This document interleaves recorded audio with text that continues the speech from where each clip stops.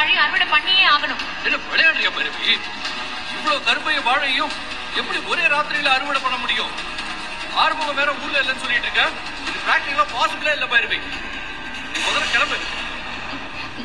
இல்ல சஞ்சய், இன்னைக்கு ராத்திரி புயல் வர்றதுக்கு முன்னாடி இது எல்லாத்தையுமே அறுவடை பண்ணியே ஆகணும்.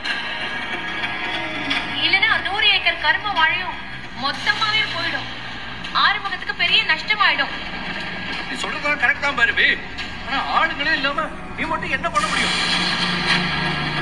விடிஞ்சதை யாராவது ஆளுங்களை வச்சு அப்புறம் அறுவடை பண்ணிக்கலாம். முதல்ல கிளம்பு.